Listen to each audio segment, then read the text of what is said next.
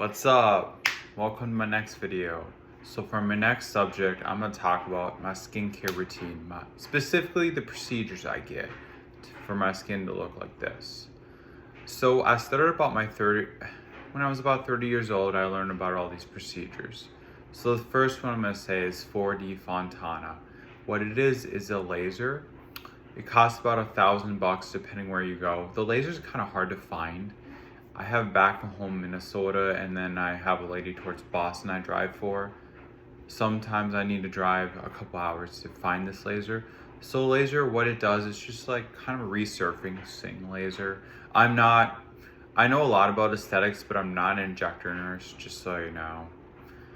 But I've been doing the procedures, now I'm 32, for about 2 years or so, a little bit more than 2 years, 2.5 years. So this laser, it increases collagen production, helps with any kind of scars, wrinkles. It's awesome. So when you originally start out, you'll have I think the one you do every 3 months for about a year or so. That's your main maintenance, not maintenance, your starting point. And then you can do maintenance depending on your age every 6 months to a year. I'm in my early 30s, so my collagen production is pretty good, so I do it yearly. The turnaround for this laser is not as bad. Like if you heard of CO2 laser, the turnaround is like weeks. You have to stay out of the sun. Turnaround's like this laser for about a week, and it's awesome. That's why you need to start with sunscreen and protecting yourself, because then you want to get the CO2 laser, super deep laser.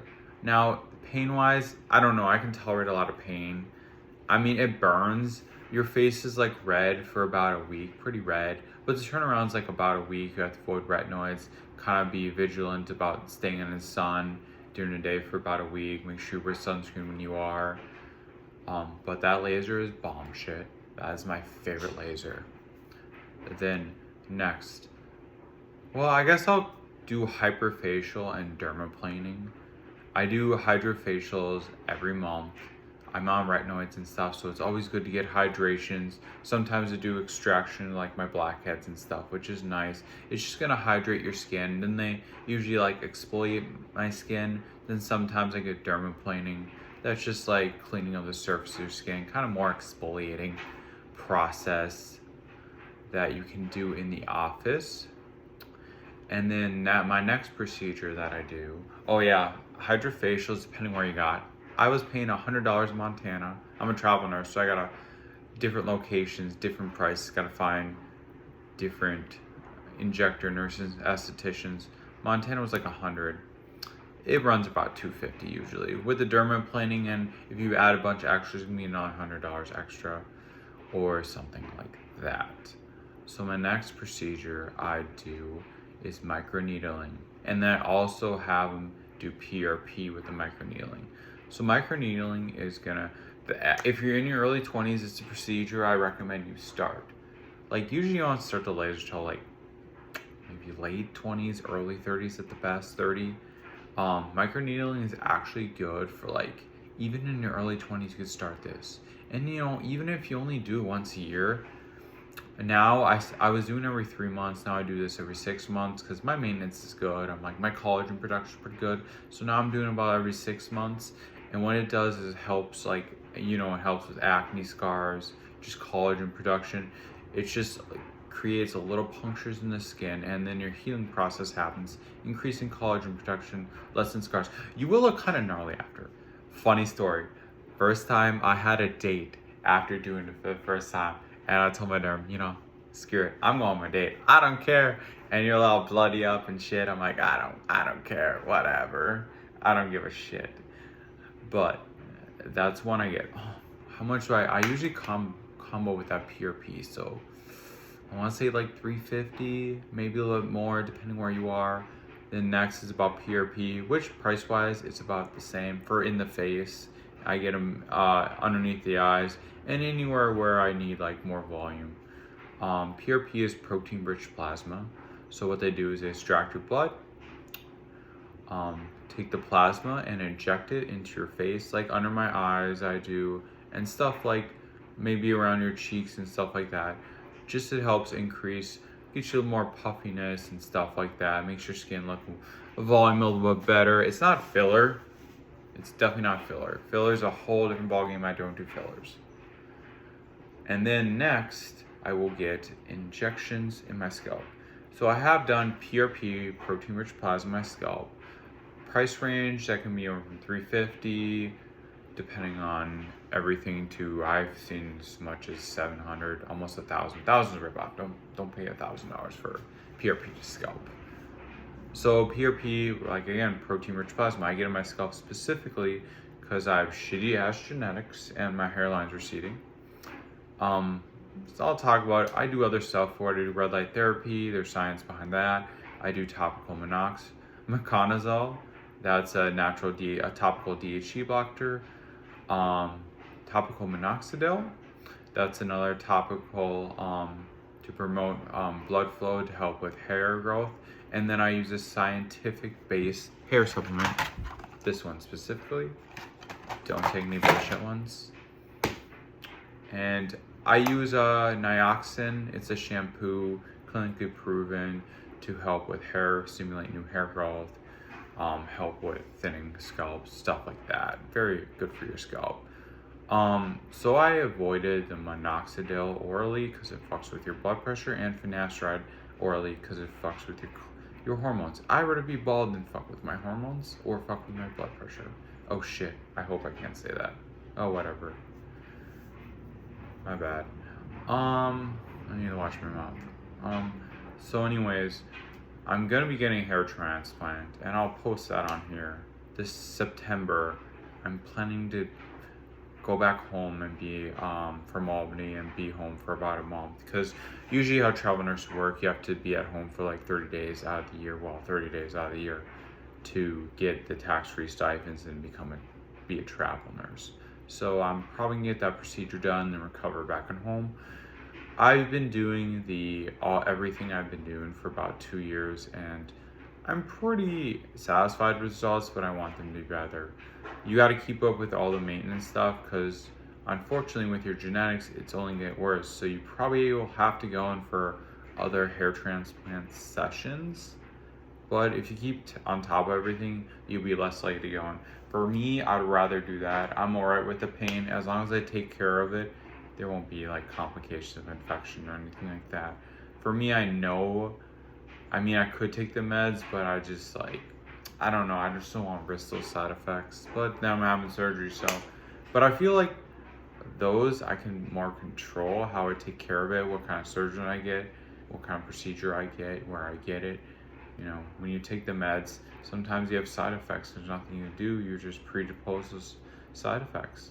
So the PRF injections. So I get those in my scalp. So research says every 6 weeks. So 6 weeks I have to cough up all this cash.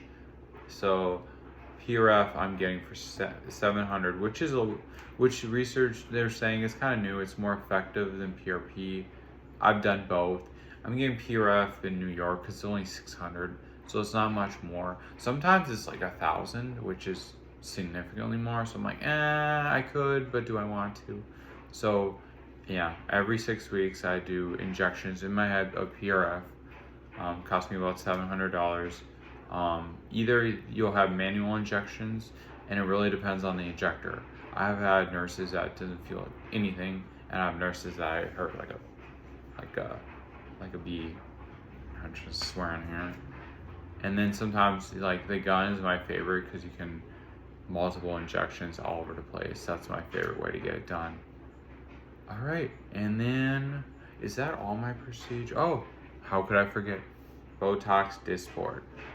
All right, I know some of you guys thinking that's fake as poo.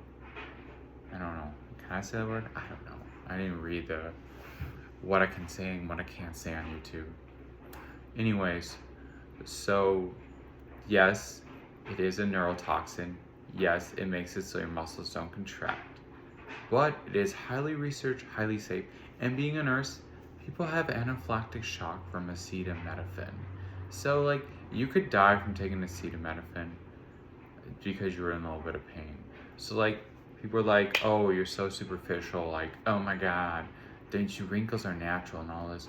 Looking good is important to you, and there's a lot of research behind success. Maybe it's not as important to you, but it's important to me.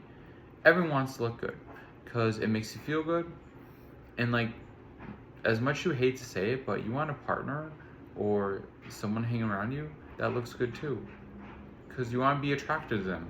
So why is it a bad thing to, or consider toxic, or consider low self-esteem? I think I have high self-esteem. I think I look great because I take such good care of myself. All that's helping is I'm using Dysport more specifically now. I believe the science behind it. Dysport, some injectors say they're about the same. Some like Dysport, some like Botox. I've used both. Right now I'm in Dysport. So it helps so the muscles don't contract. So like I have wrinkles on my forehead, which I don't. And then sometimes we'll do them around the chin. So it kind of tightens up your chin more.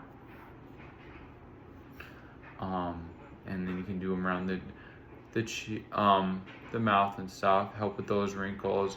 There's certain areas you want to stay away from, which your injector will know, which gives me another point is your injector knows what they're doing. Okay, they know what they're doing. They know where not to put the Botox that's going to cause issues. All right.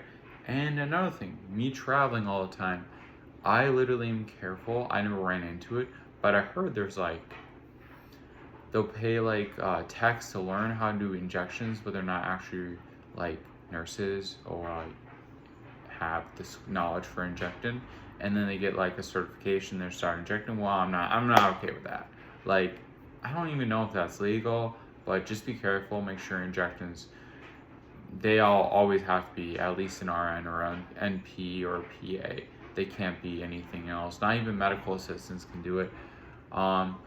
Just because it can cause issues like facial droop if they inject the wrong area. Thankfully it wears off, but it would be a pain in your butt to have a facial droop for about 3 months usually it lasts. If you work out, like mine starts to wear off quicker because I work out so much. So yeah, I think those are all my procedures I get. See, nothing insane. I don't do fillers. I haven't done any plastic surgery or anything like that. Yeah, I mean, they're kind of more expensive. You could definitely save up for them. Honestly, I think they're worth more money. You can have a cheaper skincare protocol as long as like CeraVe Vanity Cream, in my opinion, and maybe don't go like on the super bougie, like, what's the bougie brands I use? Can't think about it, but Sephora has a lot of them. And just spend your money on the procedures, because the procedures are great, and your skincare kind of keeps the procedures. So your procedures will get your skin where you need to be, and then your skincare will kind of maintain the procedures. But if you can't afford these, look, use the bare minimum is protect your skin from the sun, hydrate, and use sunscreen. If you protect your skin from sunscreen and don't smoke, that shit is horrible for your collagen production. Don't smoke, eat healthy, exercise, sleep enough. Those are the basic skincare. You don't need these expensive procedures. But if you're looking to get a little bit more, maybe better complexion, get rid of scars, fix your mistakes, because I popped my pimples when I was a teenager and I was not smart and nobody told me not to do it because it causes scarring. Yeah, so I definitely want to educate people more, let you guys know who I am as a person, and you realize like I have a lot of knowledge. I have a lot of different areas that I'm passionate about and a lot of information to share and killer life experiences, honestly.